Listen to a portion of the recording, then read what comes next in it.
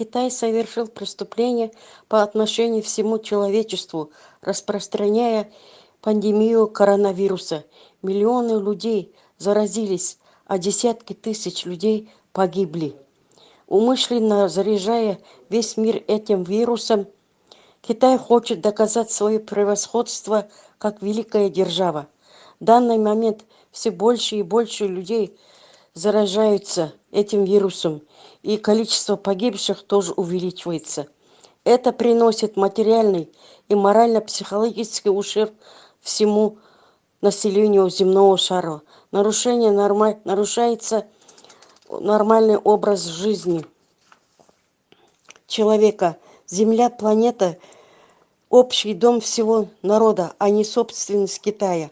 Распространяя этот вирус, Китай добился не допускать экспертов в Уйгурстан от международных организаций защиты прав человека.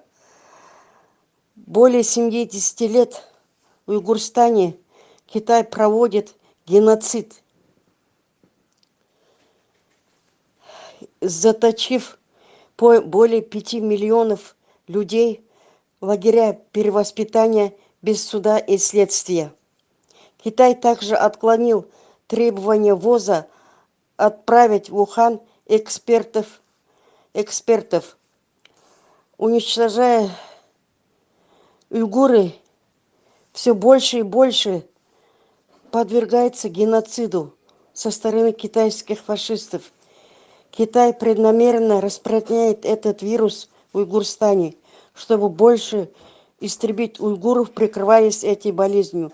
В течение последних 4-5 лет мы, уйгуры, пытаемся донести всему человечеству и всем государствам политику Китая, китайских коммунистов по отношению к уйгурам.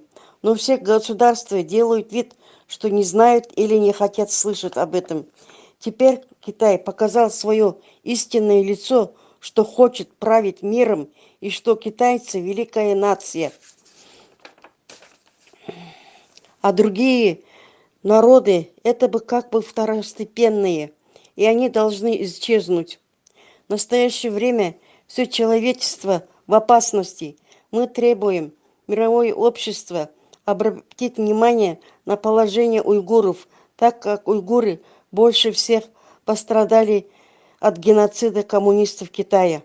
Мы всем миром должны остановить Китай и подать китайское руководство в Международный трибунал. Коммунистическая партия Китая совершает преступления по истреблению всего человечества, а также всего мира. Поднимайся, планета Земля, против фашистов Китая.